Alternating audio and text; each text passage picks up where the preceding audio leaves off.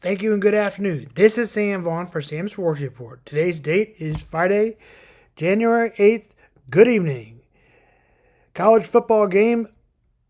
The college football game last night was a great game. Ole Miss and Miami. The Rebels of Ole Miss and the Hurricanes of number 10 seeded Miami and number 6 seeded Ole Miss. There was a trade of blows and back and forth battle. Came down to the final minutes. Ole Miss even took the lead with just a few minutes remaining. Miami marched right back down the field, a 75-yard drive, and quarterback Carson Beck caped it with a 3-yard touchdown with 18 seconds left. Beck finished with 268 yards passing and 2 touchdowns. And then a running score in the Fiesta Bowl to interim MVP. Tylen Chambliss had a strong performance with over 270 yards and kept his team in the game until the final play. What this means, Miami advances to the college football playoffs championship game, which they will host on January 19th at Hard Rock Stadium. Their first game appearance in 23 years. Ole Miss, despite leading it late, saw a horrific season end. A 13-2 season with a heartbreaker at the end. Drama takeaways. The game included a moment swings and potential controversial no calls. Ole Miss had a final Hail Mary attempt, which fans debated afterwards. Was it a pass interference or not? Miami wins continues their unlikely college football playoff run as the number 10 seed and now will face Indiana or Oregon for the national title. First quarter, Ole Miss opening drive, Rebels received the ball but went 3 and out.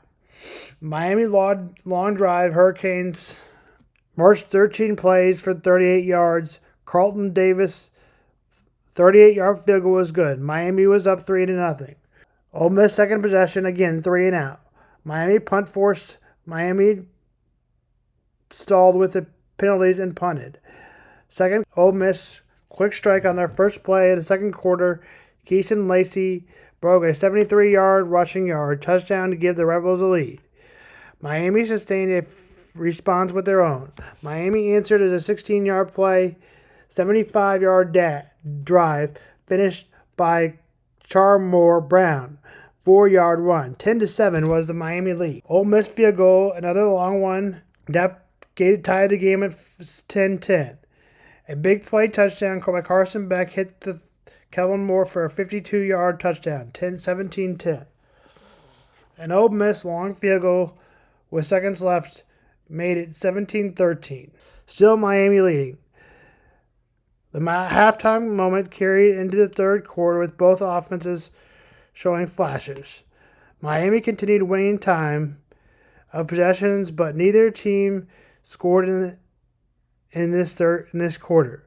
While both teams had a mix of possessions, Miami stalled. Ole Miss moved about, punted, execution issues, and missed a field goal by Miami. But that score was unchanged, and Miami still had the lead. Ole Miss 19-yard field goal, fourth in the quarter, took advantage. Sustained enough for a sequence field goal, 19-17, or Ole Miss was up.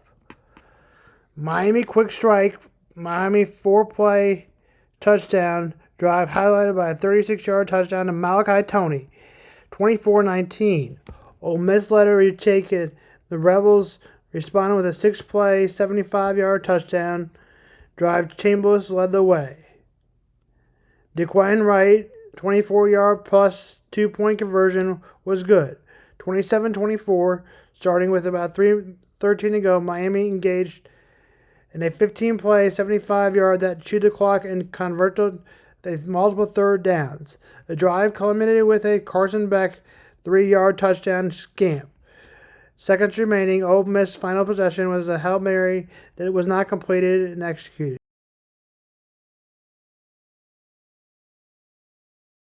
I saw the last 5 minutes, and what I saw was Malachi Toney connected for a touchdown at the Miami led, but then right down the middle of the field, Ole Miss got it and caught it, and that 2-point conversion was good.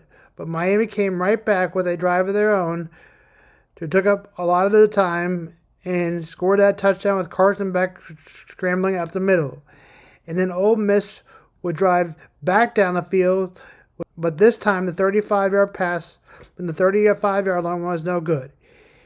Here is the college matchup tonight. It'll be Indiana, Hoosiers, and Oregon Ducks. I think Indiana continues its hot way, and they say it's only a 3.5-point game, but my Indiana destroyed Alabama. I don't think Oregon's game will be as close as they believe. Indiana by 10. Give me Indiana by 10, but they're only favored by 3.5. Here is the preview. Fernando Mendoza is a quarterback Heisman Trophy winner for Indiana Hoosiers. Roman Henry, running back over 1,000 yards for Indiana. Omar Cooper, one of the top receivers in the game. Eli Sweat will be a big play receiver. Rajo Hardy will be a linebacker for defense leader. This is for the Indiana Hoosiers. Donta Moore will be the quarterback primarily and playmaker offense. Noah Wright, running back, leads the running area for Oregon. Bryce Bochecher, linebacker, top tackler. Injury note: Oregon's Jordan Davis, running back, who scored in the last 15 seconds, is ruled out in the semifinals. Matchup keys: Indiana's offensive line, Oregon's pass rush, a lot of players enough to play in the NFL on Sunday. For Oregon's pass rushers, turnover battle, Oregon thrives on mistakes and needs to hold onto the ball. Tempo, Oregon's fast, Indiana methodical. Oregon will try quick huddles and scoring fast. But as you know, Fernando Mendoza is a great quarterback and Heisman candidate this year.